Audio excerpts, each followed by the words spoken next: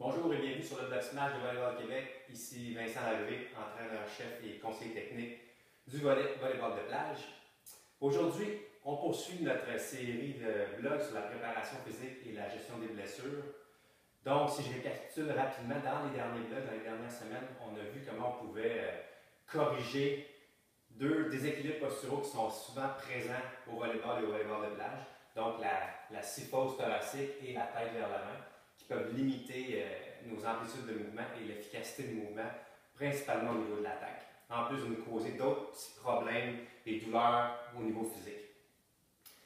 Donc, un coup qu'on a fait ça, en passant, c'est intéressant de corriger, de faire des exercices posturaux, puis de corriger la posture, principalement dans ces deux causes-là, dans un plan annuel en début de saison, en préparation physique générale, et également d'y revenir en période de compétition pour entretenir une posture le plus droite possible afin que nos athlètes puissent être le moins possible blessés et avoir des douleurs dans les moments de crunch time des provinciaux et des championnats canadiens. Aujourd'hui, on passe à l'étape suivante. Un coup qu'on a pensé à corriger la posture, c'est important de stabiliser le corps avant de le surcharger. Donc, la stabilité du corps passe par le renforcement de nos muscles du tronc et de nos muscles des pieds. J'en ai parlé fréquemment. Et aujourd'hui, je vais vous proposer trois exercices qui nous permettent de renforcer nos transverses, ces muscles profonds du tronc qui nous créent une ceinture musculaire et qui permettent de stabiliser la colonne vertébrale lors de tout mouvement.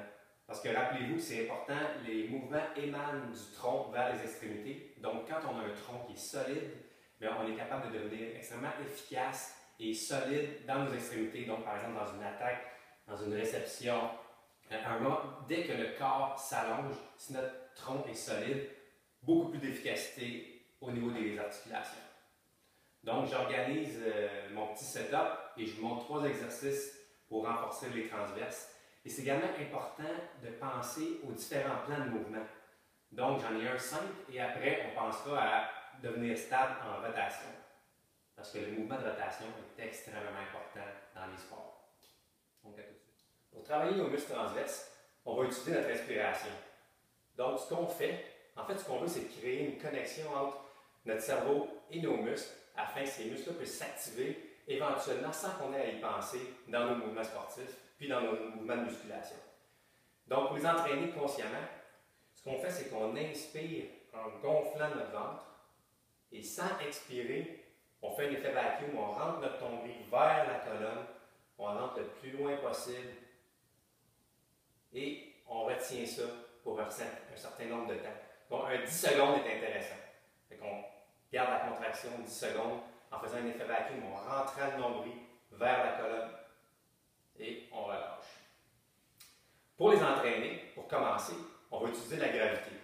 Donc, on commence, on se met en position 4 pattes, les mains au-dessus des épaules, les genoux au-dessus des hanches. Et ce qu'on fait, c'est qu'on inspire en gonflant le ventre, on rentre le nombril vers la colonne, on tient cette position-là 10 secondes et on relâche pour 5 secondes et on recommence. On peut faire un 8 à 10 répétitions de cette façon-là, faire 1 à 2 séries, donc prendre un 60 secondes de repos entre les deux séries. Ce n'est pas un exercice qui est extrêmement difficile, c'est un exercice d'activation musculaire et de communication entre le cerveau et les muscles. Une fois qu'on a fait cet exercice-là au sol, avec la gravité qui nous sert de résistance, on peut progresser l'exercice en étant dans cette position-là.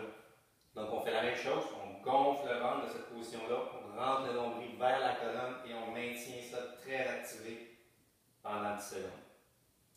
Puis, éventuellement, on pourra progresser à être debout et faire la même chose. Parce que ce qu'on veut, c'est que les muscles soient actifs quand on sera debout. Le deuxième exercice que je vous propose aujourd'hui pour travailler notre stabilité, mais cette fois-ci en rotation, donc on peut s'en servir pour continuer à travailler nos transverses et également s'entraîner à rester stable dans des mouvements de rotation, c'est le fameux horse stance en anglais. Donc, pour faire cet exercice-là, c'est intéressant d'avoir un feedback avec un bâton de bois. Celui-là, c'est un goujon. C'est des goujons qu'on peut trouver dans les quincailleries à 5-6 $. Donc, c'est pas très dispendieux. Puis, la grosseur et le poids est suffisamment pesant pour nous donner un feedback sur notre corps. Vous allez voir dans la démonstration. Donc, le horse stance, on prend la même position que pour travailler les transverses, mais on place le bâton sur notre colonne vertébrale. Et en fait, ce qu'on veut, c'est d'avoir un point de contact avec la tête, entre les omoplates et au bassin. Puis, on peut se creuser le dos pour être capable de maintenir une petite lordose où on serait capable de passer notre main sous le bâton. Donc, on se place en position, les mains au-dessus des épaules, les genoux au-dessus des hanches. Et là, on va maintenir notre position, maintenir le bâton en équilibre sur notre corps en soulevant une jambe et une main opposées. Puis on maintient le bâton stable, idéalement parallèle au sol.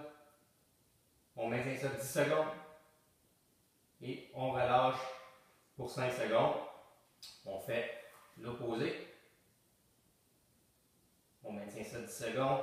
Maintient la lordose, maintient les 3 points de contact et on relâche.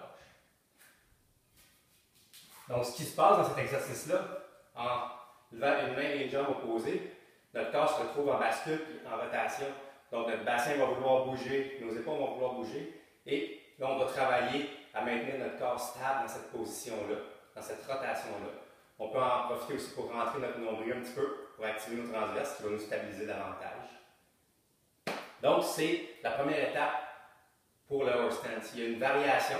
Donc, avant ça, les paramètres d'entraînement, même chose, un 10 secondes d'activation avec un 5 secondes de repos. On peut aller de 4 à 6 répétitions par côté en alternance. Faire 1 à 2 séries avec 1 minute de repos entre chaque. La progression de cet exercice-là, on prend le bâton, même principe. On se positionne et là, on va allonger notre corps. Donc, on lève une main et une jambe opposée, mais on allonge le corps en pleine extension. On va le faire le plus long possible et on maintient la position 10 secondes. Si on peut aller de l'autre côté, on allonge le corps le plus possible.